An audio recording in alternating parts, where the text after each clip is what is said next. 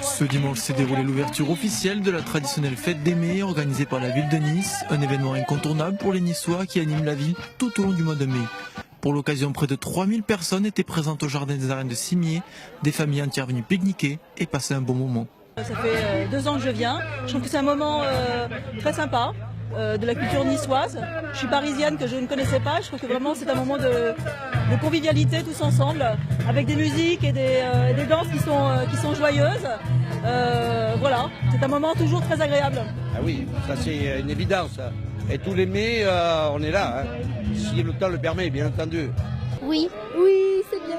Oui, on s'amuse bien.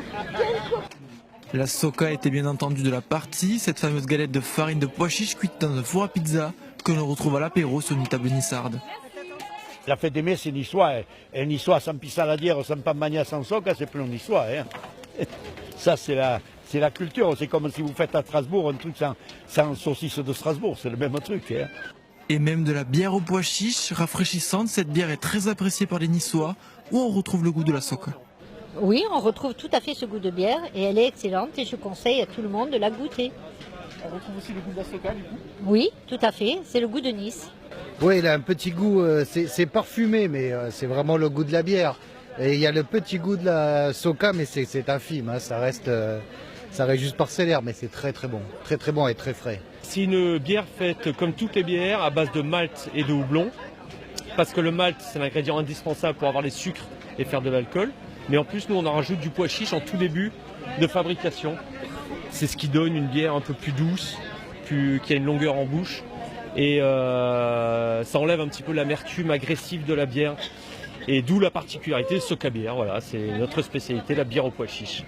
À l'ombre des oliviers, chaque année, la culture niçoise sont à l'honneur dans les jardins des arènes de Cimier. Comme leurs parents et leurs grands-parents, famille et amis y partagent chansons, danses et musique traditionnelle.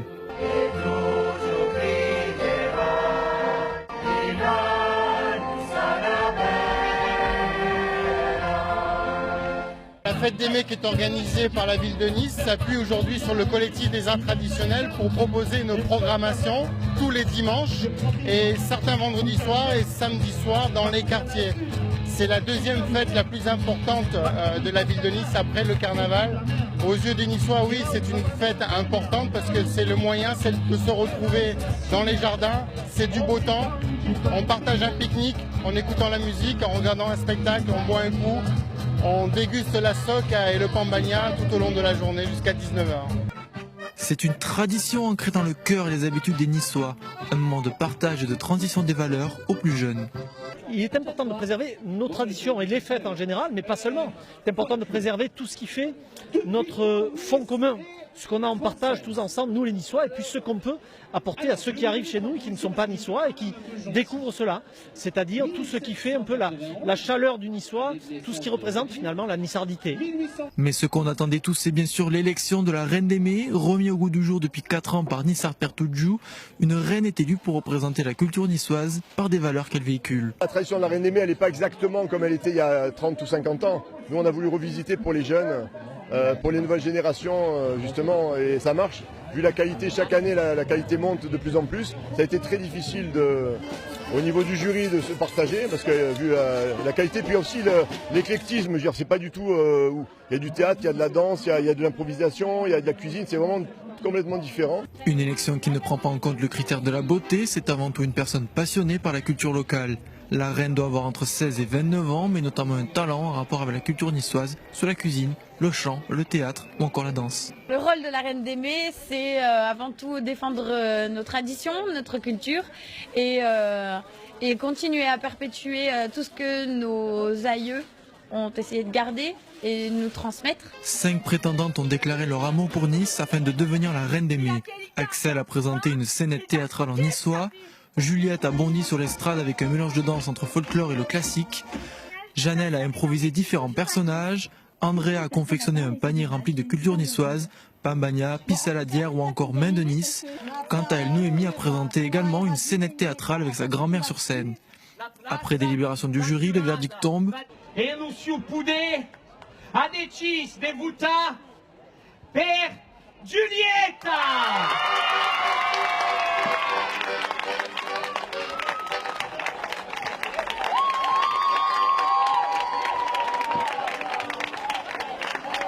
Juliette, cygne des airs, combinant la danse folklorique et le classique, devient la nouvelle reine des Mets.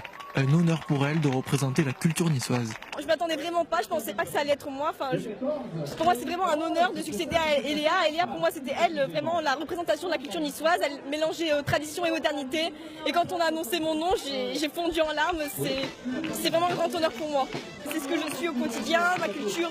Depuis que je suis petite, je baigne dedans. Et là, ça c'est l'apogée de la représentation que j'ai pu faire de cette culture niçoise. La fête des Mets continue les dimanches 14 et 21 mai prochains au Jardin des Arènes de Cimier pour une nouvelle fois partager les danses, les chants et les spécialités culinaires traditionnelles.